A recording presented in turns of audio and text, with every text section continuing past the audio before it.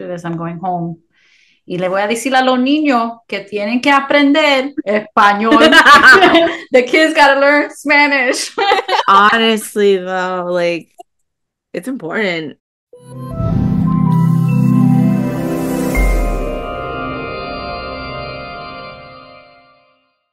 All right, we got another Latina therapist here on the podcast today. Welcome. Introduce yourself. Tell us your name, where you're from, what you do for work, and what your views are on mental health. Yeah, hi, welcome. Thank you so much for having me. My name's Jennifer Bruno, and I am located in Bethlehem, Pennsylvania. I'm the owner of a local private practice. And some of my views on mental health is that it's just as important as physical health. Sometimes we can't see it, but it should be treated just as important. Absolutely. And talk to me about your private practice, what the name of it is, and what made you want to have a private practice in the first place. Yeah, so like I was saying with COVID, like people either like hated it or loved it. And I think for me, it was like I loved it because I started to realize that like, everything shut down, everything slowed down. And like for the first time in my life, I had to feel the feels because I was like a doer, a busybody. And so for the first time, things like were slowing down, things had stopped. And then I have two little ones. So I had the flexibility to work for somebody else's private practice. And so just like learning the ropes and doing that. And it was interesting because the guy, he had a full-time job, but the private practice was like his side hustle. And I was like, man, if somebody's like could have this as my dream as their side hustle, then I can definitely do this. So we kind of got through COVID and stuff like that. And it was time to go back to work. And I didn't want to go back into the office. I wanted to be, more available to my children, put my children first, like practice what we preach, right? Or preach what we practice. And so I was like, okay, I need to start looking into how do I create my own practice. And so just doing research, asking a lot of questions, checking in with colleagues who have done it. And so eventually, it was also like after leaving some unhealthy relationships and just needing to be alone. And so my faith was like really activated during that time. And I'm also a Christian, and the Bible references like fruits a lot, like fruits of the spirit, which is like happiness, joy, peace, love, gentleness, self control. And it was just interesting that so much of my faith aligned with what I do for a living. And so the name of the practice is Fruitful Seeds Counseling. And I just felt that that's what we do, right? We like plant seeds. We give people hope. We give people encouragement. I just felt it was like the process. And then during that time of COVID and up until today, I like picked up a hobby with like plants and stuff like that. And it was just all this stuff where I was like, this is like what we do every day. Like we don't see the harvest, but we keep meeting with people believing that things are going to change, things are going to get better. And so that's kind of where we got Fruitful Seeds Counseling from. That's beautiful. I love the meaning behind it. Now, what motivated you to want to become a therapist in the first place? Yeah, so I just remember early on, like I was born in Queens, raised in the Bronx, and then moved to Bethlehem. My grandparents raised me. I'm a child of teen parents, and so I just remember early on, I didn't understand what it was, but it was empathy and compassion, and having those things at like age 6, 7, 8, 9, 10. And so early on, now that I look back, I'm like, oh my gosh, like this was supposed to happen, right? This is like my calling. And so just remembering like little things, like if people would forget things on the train, like I just feel bad for them and be like, oh my God, how is the little old lady going to eat tonight? Like, and so it was early on that I saw that, and really through like, community service with high school. When I moved from the Bronx to Bethlehem, I got into some trouble and there was bullying and stuff like that. And through that, I was required to do community service. And then when I did community service, I discovered my passion for serving and helping people. And I was like, how can I do this for a living? And then I got to high school and I had to do community service again to graduate high school. And I was like, I really want to do this. And then I went to a local community college and took like an intro to social work class. And they were taking a trip to New Orleans to rebuild the homes after Hurricane Katrina. And it was service again. And I was like, man, I can't believe like people can get paid to do this. What is this? And the professor said, this is social work. And this is what you can do this like for the rest of your life. And I was like, I found it like, and then from there, the rest is history. I love that. Wow. You said that you are a daughter of teen parents. How do you feel like that affected you growing up? Yeah, definitely. So, if we're being honest and we're being vulnerable, authentic, and transparent, I think it's hard, when you have teen parents because they're kind of trying to figure themselves out. I really believe that maybe one of them struggled with mental health, and then the other one, was a gang member. And Oh, wow. so there's a lot of history and things like that. So just being, I guess, pre-exposed to trauma, rejection, abandonment issues, wanting to feel loved and wanted. These are all things that our clients struggle with, but I think therapists struggle with too. And that a lot of us come into the field because we have our own stuff that we haven't dealt with or we need to deal with. But that's why it's so important to heal. So I think growing up with teen parents, like they were definitely in my life, but it wasn't consistent. And so, my grandparents and my aunts, they really became like my providers, my protectors, and really like grateful for that. But it's so interesting because, we talk to our clients all the time about cycles. And Mhm. and I always say, like, hey, your home was your first school. So what does it mean to love? Right. And maybe I for myself, I can speak for myself, I had a distorted view of what love meant, which then led me into some unhealthy relationships or men who were emotionally unavailable. And so all of these things, right? But we have to heal from it. We have to recover. We have to change so then we can help other people like really heal from it. That's so funny because I was gonna ask you too, like, how do you feel like that affected your relationships growing up? I say God is good all the time. I witnessed some of that growing up, but for myself, I can't say that I was ever in a domestic violence relationship. But I definitely think on both ends, it could have been mental, emotional, and psychological, like that toxic or the good girl likes the bad boy kind of thing, like all that kind of stuff. So I Yeah. definitely think it was there. But I think my education protected me, what I do for a living protected me. Like, what guy's gonna like try to mess with a social worker or a therapist, right? Like physically. Oh, a lot, but Yeah. Oh it could be man. a thing. Yeah, like from the experiences that I've heard, not everyone's perfect. And so people do try to take advantage of anybody. It doesn't matter the career, the profession, anything. Like it's always going to be there. And a lot of time we're like, oh, we're in this field. We know better.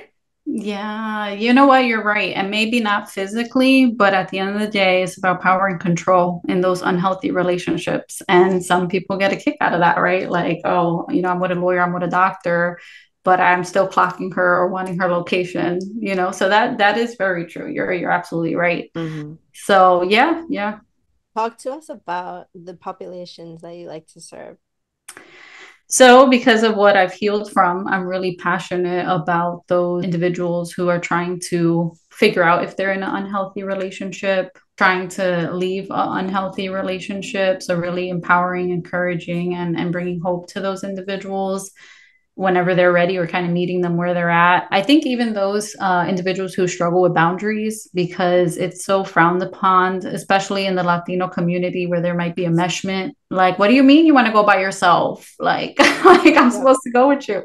So just I love that, like empowering people to figure out, do you have boundaries? What does that mean? Emotional, mental, physical, spiritual, and financial boundaries. How do you define that? Like really start holding yourself accountable because you can be contributing to the problem. How long have you been practicing for?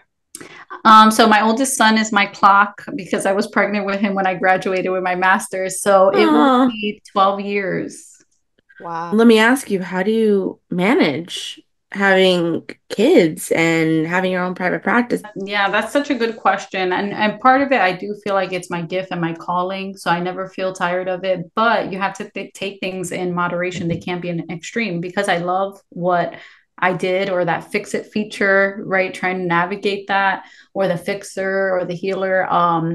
I found myself early on in my career working like nights, weekends, holidays. Like I was available because I love what I did. But then you're right, when you have children, your first home, your first like assignment is your home, right? To have your home in order. And so, how can we be out here telling parents to like do this, and with your kids if we're not doing that at home, right? So, you're absolutely right, is like figuring out that balance. So I had to say, okay, no more no more evenings, no more holidays, and really slowly like transition to focusing on my kids. And it hasn't been easy because I love what I do and I want to do it all day, but that's not healthy, so, and it's tough because my youngest one was recently diagnosed with autism and ADHD, so it's interesting to be on the other side. And I didn't go to counseling till like later in life, like when I was like in my late 20s, early 30s. So it's just interesting to be on this side and then to be on that side and navigating services. But I think just kind of learning how to disconnect or letting clients know like, hey, I'm not available that day, like I have to practice self-care too, and so that we're leading by example. So how do you set those boundaries and what do you do for self-care? Yeah, so I've been better at just kind of getting away from the electronics because we want to check our email, and so just kind of like letting my phone die and like purposely not charging it or bringing a charger, being intentional about that. Or leaving the computer at the office instead of bringing it home. For me, I think just kind of reassessing to the company I keep, right? Like you said, Samantha, like your people doubt. You don't want to hear nobody's problems, like, right? And it's like, and it's different with your friends and your family because you can mindlessly listen. It's not like a working listening or something like Mm-hmm. that, even though you might be put in that position sometimes. So I think reevaluating the company you keep too, like, are these energy givers or energy takers? Like, how am I feeling when I walk away from this company, whether that's family, friends? So that has been really helpful for me. And then just getting out, like just getting away. Because I know if I stay home, I'm going to end up folding clothes and doing stuff that is not fun. So I'm like, I purposely have to like go out. I need to get out of here. Oh no, I understand 100% where you're coming from. Sometimes having kids around is better company than having actual adults.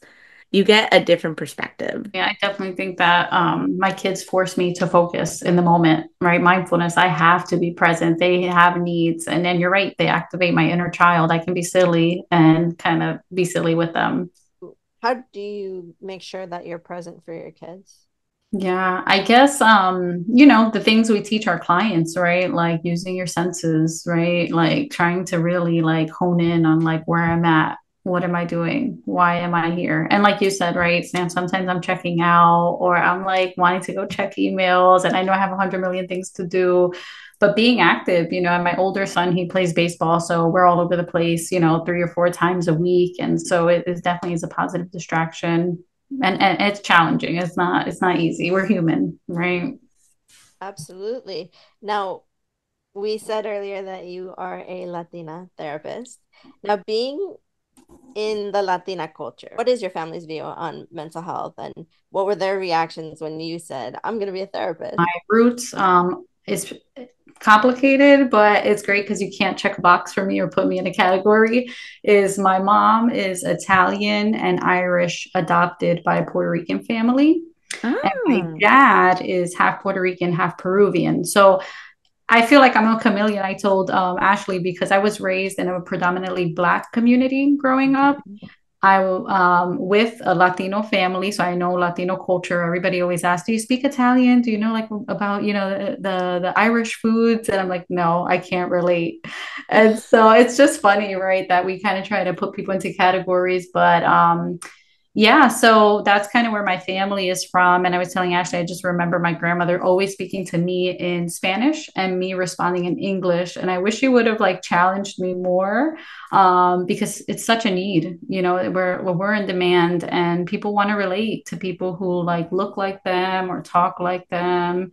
So some of the views that I think my family had about mental health with previous generations, I think they minimize it, they dismiss it. Yo no estoy loca. Like, what are you talking about?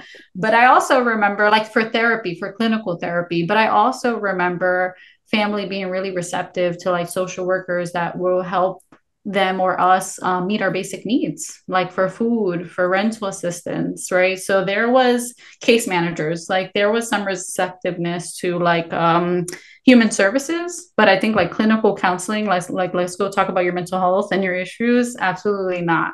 And I was like really happy because My grandma passed 2 years ago, but before passing, she went to counseling for the first time. And I was taking her like every like once a month on a Saturday. And she was going and she was talking about her stuff. And I was like, yes, like so I think as the generations have gone on, we're more open to like, yeah, I want to talk to somebody. I should.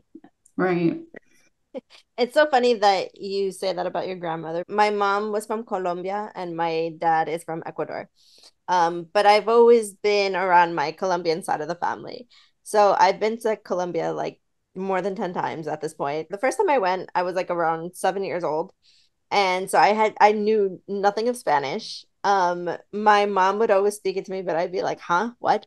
And every time I would go to Colombia, my grandma would be like, no, señorita, like you need to speak in Spanish with me. So she would push me to speak in Spanish, even if I didn't understand a damn thing of it.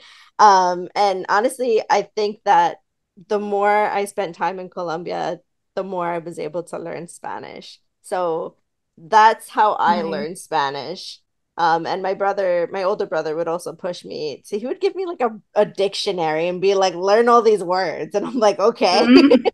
You see, at least you listen to your older sibling because I have two brothers. So I'm one of three. My youngest brother, he will understand everything that you say to him in Spanish, but he'll respond in English.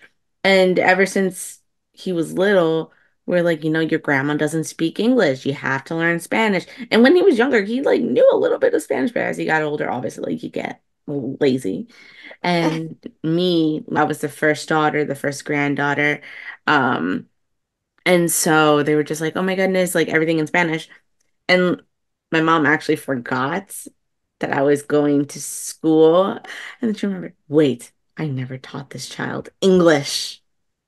And Wow. so she ended up, the first thing she taught me was how to go to the bathroom. Say, like, esto es como dices, tengo que usar el baño.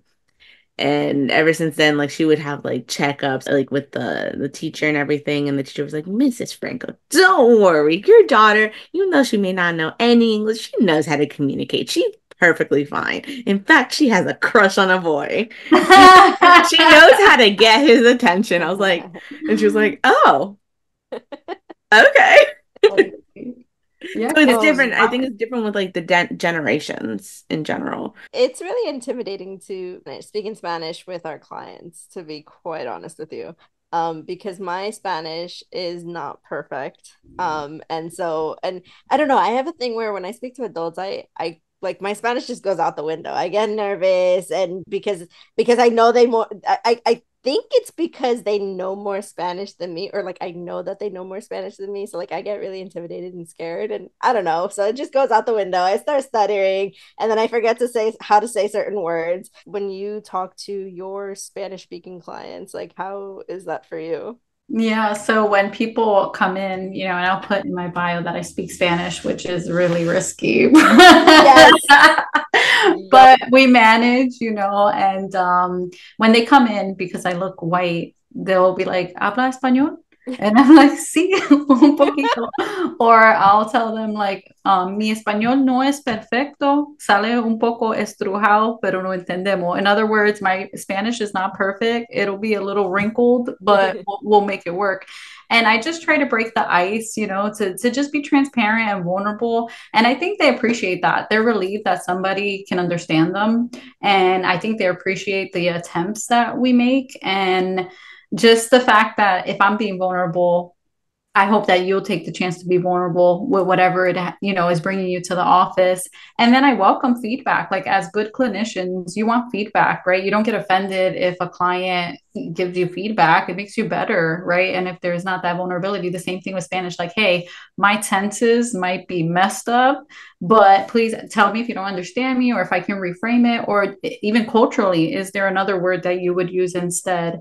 And so it's just, we teach our clients, but our clients teach us so much too that I'm like grateful that they're patient with me in the process. Yeah, I understand in that sense. I recently was in a job fair. Like I was for once on the other side of the job fair, like actually telling people about my company and everything. And what I noticed is that a lot of students, they don't put bilingual on their resumes anymore.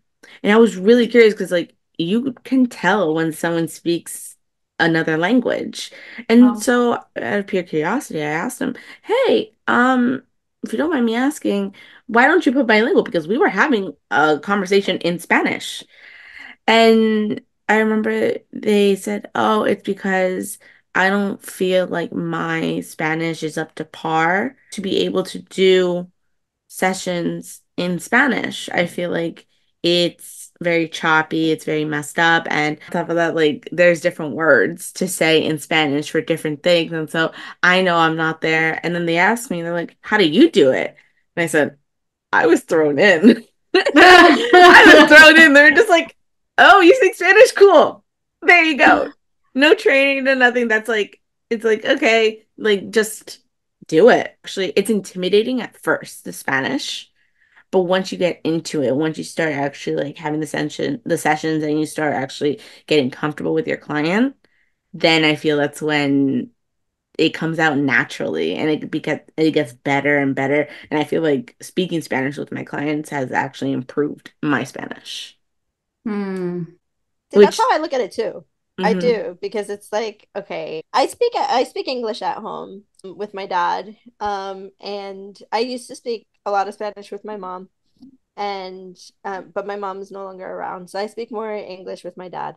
And so I'm like, okay, I need to like push myself somehow to keep practicing my Spanish so it just doesn't go away. So in my job now, I've been getting a lot of Spanish speaking clients, and Sam, like I do feel like it's helping me with just improving my Spanish and just, feeling more comfortable to speak to adults in Spanish because that is something that is just not my forte right now. I feel like it's Yeah. easier to talk to adults in Spanish than in English, for me at least. Because I feel like because of the fact that I grew up knowing the culture and knowing how to speak respectfully to an adult. Whereas with English, I feel like I'm more tense and I'm just like, oh my God, like I don't really know how to react. Wow. That's so good. Why do you find it harder to speak to people in English versus in Spanish when it comes to, doing this work? I don't know. I think kind of like how you have your comfort food, like you feel at home when it Okay. comes to like the food that you eat, the things that you do. I feel like Spanish to me is my comfort, Okay. even though like, I speak English primarily now. Um, it's just yeah, it's a feeling of like it's a sense of home. If Interesting. that makes any sense. No, it does. I All right. told Ashley too. I'm like, we should have a podcast in Spanish. Like, we should have a whole thing in Spanish. She's Ooh. like, I don't have no. Talk She's about like, being authentic or comfortable with being uncomfortable. But so I, needed, so needed. It I is. know, but I think for that we'd have to put like translations for like everything. Literally. Which Oh in man. sense, like, yeah, it may be nice, but who knows? Maybe one day, maybe one day. One day. All right, Jen, back to you. Jen, what does burnout look like for you? Have you Oh, experienced burnout being a private practice owner? Like, talk to me about that. yeah, burnout is real, and anybody who says it's not is lying. Hmm. For me, burnout looks like I isolate. I don't want to be around people at all. I don't want to do anything. I'm irritable. I'm annoyed. I'm agitated. Um, I don't want to be as active. I don't want to do things. So I guess just knowing yourself and when you kind of feel those things like this is not me or this is not my normal, right? So yeah, definitely those would be some of my cues right away. Like, oh, I'm burning out. Now, for people, so you said that you've been in the field for 12 years, right? For people who are trying to, become a therapist, what advice would you give somebody who's trying to get into the field?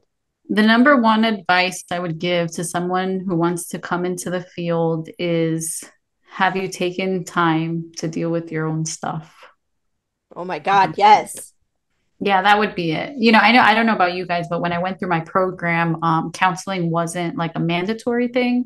And I really wish that they would have been like, if you go to counseling, this is like a pass or fail, go to counseling or not go to counseling. Like just make it a whole like course because it's like, sometimes we're not aware that we have issues, or sometimes we're in denial, sometimes we're suppressing it. But like the more you handle your stuff, the better you're going to be able to help somebody else manage their own stuff. So that would definitely be what I would encourage, even if you don't think that you have anything to work on, just to be on the other side. Like, what does it feel like, when somebody's asking you questions, or, that's it.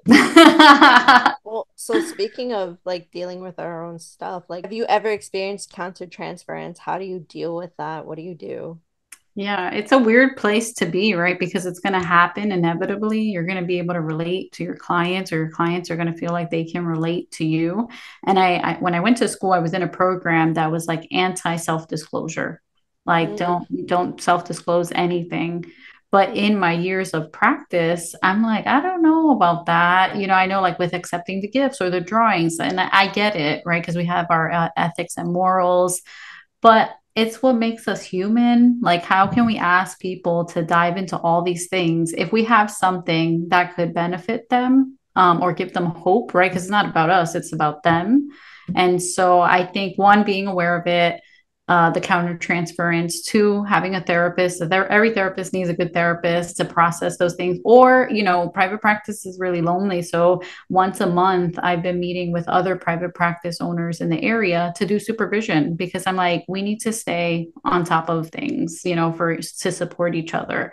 So having supervision. But yeah, I think, that thing about disclosure, it's like if I have something that someone could benefit of, that could help them, that could give them hope in general, right? It's not going to be a whole session about me, but just a few lines of like, I know I've been there. Like, yeah, unhealthy Yeah. relationships might look like this and this, and that helps them to open up, or encourages them to like apply the boundary, or not picking up that phone or replying to that text message. Why wouldn't I? But I think you have to assess too, because we know that some clients might use our vulnerabilities as ammo, and it might become really unhealthy. So I think you have to know your client and know like, what would they do if I shared. Yeah, it's interesting that you say that because our school had an ethics class and they weren't the biggest fans of disclosure either. They said disclose as little as possible if you need to. And a lot of the therapists that we've had on here have also said the same thing. They're just like, disclosing makes you human. And even though like you're not going to disclose your whole life to the client, it's good to disclose some things. That way they know that you relate and you're not the only one in this battle. Because clients ask me all the time, like, oh my goodness, how was your weekend? How was your day? I'm just like, it was great. It's great. I'm not gonna say, oh my goodness, I'm exhausted. I want to go home.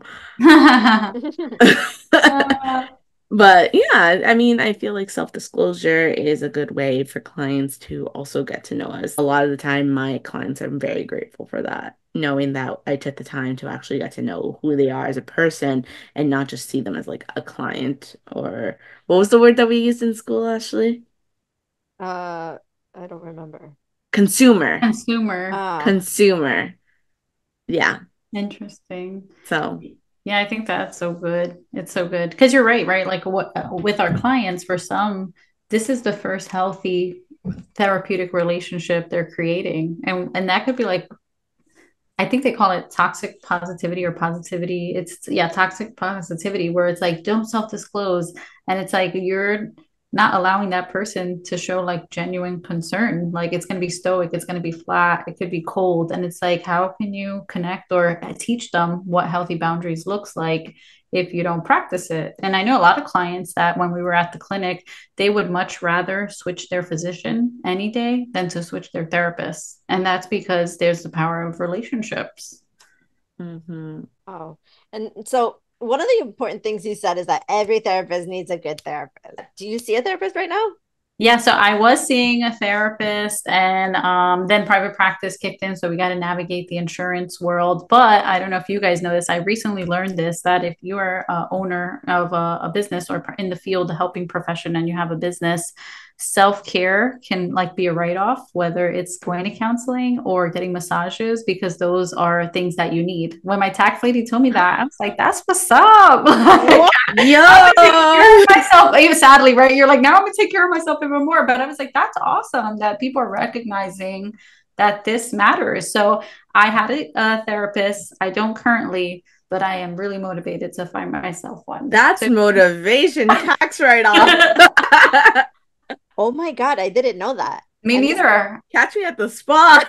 Yeah. no, especially me because of the fact that I'd like to open up my own private practice. That's actually amazing news. Incentive, yeah, to take care of yourself. That's an incentive. What would you tell somebody like me who wants to open up their own private practice? Yeah, so I would say, of course, you want to go to school for, whatever you want to do. You want to try to figure out with your licensing board in your state, what are the requirements, get your license, figure it out. And then also go through the state to figure out like how to open an LLC and stuff like that. I know for me personally, the technological things, technology and finances can be overwhelming, intimidating because science and math wasn't my thing, but I know that I do what I do well. So I was like, okay, like I think having courage, like don't be afraid to take risk, and step out of your comfort zone, because sometimes we stay in places because it's like all we know, we've done it for so long. And as we get older, sometimes are fearful of taking chances. But it's like, what's the worst that can happen? You go back to what you were doing before. And so just kind of that mentality is like be willing to take a chance, take a risk, normalize that we're going to mess up or we might miss something, but eventually it'll become the new norm like everything else. And I think the biggest thing too is like surrounding yourself by like-minded people. Like I want to be the dumbest person in my circle, or I want to be the person who's like least accomplished, because they have so much wisdom to give me, they have so much, they know so much, and I want to learn so much. So just kind of surrounding yourself by people who have already accomplished it or recently accomplished it, I think is great, because you can ask the questions, right? And knowing that people are helping each other, like one hand washes the other kind of thing. Jen, before we close out, I do have a question for you. It sounds like you've been through a lot and trying to navigate life while not having parents really present. Um, did you struggle with depression? Did you struggle with any anxiety growing up at all? I think so, right? Like maybe when you're going through it, you don't realize that's what it is. But I definitely feel like not having the, consistent see of the parents showing up created like anxious attachment style Yeah. or codependency, because you're kind of trying to figure out when are they coming? Are they going to stay? Are they really going to come pick me up? All those things. So I definitely think, that was there. And then of course some depression, and like we said, I wouldn't think that when I was young, but now as you get older and you self-reflect, it's true, right? Like you're sad, you're down, you're disappointed they didn't come, you were hoping they would, whatever. So yeah, I would say so, definitely. And then I think too, as I start learning or teaching the clients and you start learning about yourself, I definitely think, that there is PTSD, post traumatic stress disorder, when you go through one traumatic event like war, military, things like that, or CPTSD, complex post traumatic stress disorder. And it's when a lot of things kept on happening. And so you might have like flashbacks or you might be triggered. And I definitely think I'd self diagnose sometimes to say, oh, okay. But then when you have those things, you're like, oh, I'm aware that there's still healing that needs to happen. And I have to take accountability and I need to work on it. And then hopefully I can teach other people how to do that. A quick question, kind of going back to something you said earlier. You said having teen parents, they were in and out, but you also said that one of your parents was part of a gang. What are your views on that in the sense of, living with your grandma? Where was she worried that you would kind of also fall into that culture? What was it like? Did you also witness any gang violence at all? Yeah, so no gang violence, luckily, because my grandparents and my aunts were so protective of me. I felt like I was a little porcelain doll. Like I was at home, they dressed me up, they take good care of me. But definitely when I would go with a parent, on the weekends, like I'd see the handshakes or the bandanas, or they'd be like, hey, you have to say hi to your brother or your sister. And I was like confused, right? Throw up your signs and stuff like that. So that was really interesting, and I remember being little with my grandma at a Puerto Rican Day parade in the Bronx. And there was a cop that stood next to us, and he was like, hi, little girl. Like, she's so cute. Like, what do you want to be when you grow up? And I was like, I want to be a Latin queen. And I was like 7, 8, 9. So I say all of this because our environment really affects our beliefs and our thoughts, right? Whether they're present, we want to be just like them, whether that's healthy or unhealthy, or they're absent and we struggle with self-worth and things like that, or self-acceptance. So my grandma would always tell me that. And she was like, I was so embarrassed. I didn't know where to put my face. But you see how much children want to connect with their parents, whatever that looks like, which is, even the research shows that when children are abused physically, if they have a choice to go to foster care or adoption, they want to go back to their parents regardless, right? That's that unconditional love. And so it has been very interesting to kind of see and hear and learn, about all that stuff. So growing up, do you feel like you were pressured to join, if anything, or with your grandma and your family's efforts, is it more stronger of a pull to just pull you away from everything? I never felt pressured, but I definitely felt safe, right? Because there were like people who like had our backs or something like that. I felt Mhm. like there was a community, which it makes sense now, right? That I'm older and I'm in the profession that I'm in, because as I got older, my relationship with that parent got really like solid, right? And so we're cool and we're close enough to have those talks. And Mhm. that parent's way of trying to fill the void of not having parents or stable parents, like looking for community. And so it's interesting, right? The research and then the lived experience to say it's accurate, right? Like everybody is longing for something, but we're going into all the wrong places to do it: gangs, drugs, alcohol, sex, pornography, shopping, whatever, right? We're just finding unhealthy ways to kind of fill the void. Mhm. So is that parent still in the gang?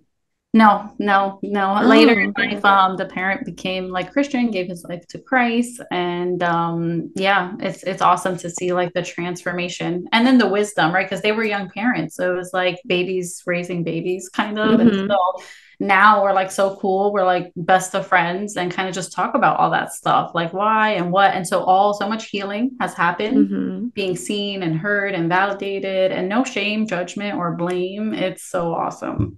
And have you ever wanted to go into work with people who used to be in gangs or help people that are in gangs get out?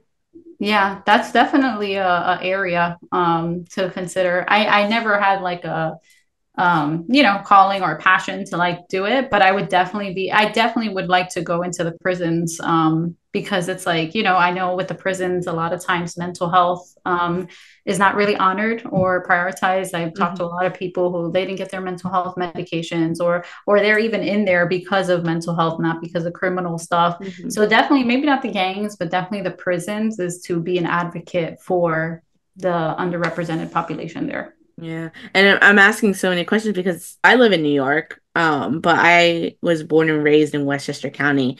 And so going down into the city to Westchester, it's like completely different cultures. And so I never grew up around that. So to hear it is very interesting to me because even though it's in the same state, we're only an hour, like less than an hour away, different things happen everywhere. And just like you felt like you were like a porcelain doll. I also felt like I was like very enclosed in like a bubble. So as I get older, I'm learning all these things, and it's like, whoa, okay, this did happen. I just was protected that I never saw it. Props to our grandparents and our parents who tried to protect us, right? And that Mm-hmm. we didn't experience maybe what a lot of other previous generations or people experienced. So definitely give them credit for Oh keeping. no, for sure. We're definitely blessed in that sense that we were, well, we're blessed in general to have the life that we have. Because for some people, the life that we have is a luxury. Yeah. Do you ever still have like moments where you're like, I don't know what I'm doing? Oh yeah, every day. The kids don't come with instructions, right? And then when you have your history, you're like not sure. There's no blueprint to follow. Like sometimes you are the first generation to try to do healthy parenting or healthy That's consequences, a lot of pressure. right? I Yes. I can't even imagine, especially I can't even imagine. I wonder if there was just a lot of anxiety that like being a first time mom too. It's just like, oh my God, like how is my child gonna turn out? Like what am I gonna do? Right? Oh yeah, yeah, yeah. And if I'm honest, I did not want a daughter because I was like, I don't know what a mother-daughter relationship is going to look like. Mommy issues activated. I got two boys and I'm done. But it's all fear, right? Like it's all fear and we can't be held back by fear because, I know that I'm a good mom and my friends and my family tell me that I'm a great mom, but you're just kind of navigating, and no two kids are alike. They could have the same dad, same mom, completely different personalities, as we know with our siblings. And so it's just navigating all that, and just being tired. Like, you pour out in your job and then you go home and you pour out, you're tired and you kind of want to be selfish about your time or your space. And so, but you have to create those times because, if you're busy, there'll never be time for self-care. And I read something that said people make time for what they want, right? Or they, if they want to, they will. And I'm like, okay, I got to do that for me. Like if I'm saying I want an hour to myself, I got to create that hour. Yeah. Do you ever like beat yourself up if or do you ever feel like you're not doing enough at all? Before, yeah, especially when they were younger. And it's all about like self-talk, right? Like whose voice are you listening to? Whose voice is that? And trying to combat those lies, right? But yeah, absolutely. Because I think the expectations, right? We all have expectations about how we want certain things to go. And when they don't go that way, we're disappointed, we're discouraged, and we're our own worst critic. So yeah, definitely. And then I have to kind of go back to what works for me, my faith, time with positive people, time alone, spending time in nature and being in the absolute silence. Sometimes people come to my house, they're like, Jennifer, there's no radio on, Alexa's not on, the TV is not on. Why? Like it's so quiet in here. I'm like, you hear that? And they're like, what? I'm like, peace and quiet. No, sometimes we need that. No, we do, for sure. And Jen, how are you doing navigating, raising a son with ADHD? Yeah, it's tough because I think that my one of my siblings struggled with it, but because it was like minimized and dismissed or kind of, it wasn't embraced that, but when you see the behaviors and they're so clear, you're like, wow, I've seen this before, right? But I have to make a choice to handle it different. And so it's hard, it's hard, you go through the stages of grieving the relationship you thought that was going to look like, or just knowing like, hey, certain environments are not appropriate for my child. So I'm going to have to decline, right? Because he'll be climbing on all of these couches. Or, okay, if it's an outdoor barbecue, then we can go. Or we'll go, but we'll probably have to stay for an hour because then it's too much stimulation. So it's been tough. And I just have more empathy and more compassion for parents who have children who have superpowers like mine. And so I've become really passionate about that. And we're going to run a group soon called What in the Neurodivergent? And it's going to be about ADHD and autism and just like helping parents to feel seen and heard. Cause I'm like, I'm in the field and I know this stuff technically. What about those people who have no idea, but they want to help their kid out? It's so hard. So I'm just now, that's kind of like my new area of passion to say, as I navigate, I kind of want to help all of these parents navigate. What other Hmm. groups do you run? So in the past, we've had dual recovery groups every second Saturday of the month where it focuses on mental health and drug and alcohol. We've also had like codependency groups for unhealthy relationships with yourself and others. And we're pretty open. That's the beauty of having the interns. I have one intern now, she'll be done in August. And then in the fall, I'll have four. And it's just been awesome to say, like, hey, what are you passionate about? Or what's the area that makes you feel really uncomfortable that you feel like you should challenge yourself and then come up with a 4 week, 6 week, or 8 week group that you can facilitate that we can offer to the community. community, for free or low cost so people can keep having access to healing. Absolutely. Now, my dear, the final question. Where's your mental health at today? On a scale of 1 to 10, 10 being the best. And if it's not all the best right now, what are you doing to address that? Wow, that's good. I would say it depends on the day. Right now, it feels like a 7 or 8 even. But definitely with parenting, it can get down to like a 5 or 6 some days. And so I think for me, it's my faith keeps me rooted and grounded. And who I surround myself by, the girlfriends who are going to speak hope into me, my older friends or my wiser friends who are our parents or grandparents to kind of like say, since my grandma's not here, she would always be like, oh, ellos van a crecer, eso va a pasar. And it was so comforting, that little voice to be like, they're growing. It's not gonna be like this forever. So just turning to those wiser friends who kind of tell me the same thing has been really helpful for my mental health to say like, okay, I'm gonna be okay. And to hear how you grew up and to really hear like where you're at now, it's so admirable. So thank you so much for coming on and being able to share these things with us. It really does mean a lot. Thank you so much for having me. And you guys are doing an awesome job, like really challenging people to be vulnerable and authentic. And I love, Sam, that you said, the importance of keeping the bilingual feature accessible and not to let fear kind of shut that off or pull away. Jen, thank you so much again. Thank you, everybody, for watching. Please like, subscribe, comment, share this with your friends and family. Listen to us on Spotify and Apple Podcasts. Follow us on Instagram and TikTok, therapists_unmasked. And we'll see you guys next time. Bye.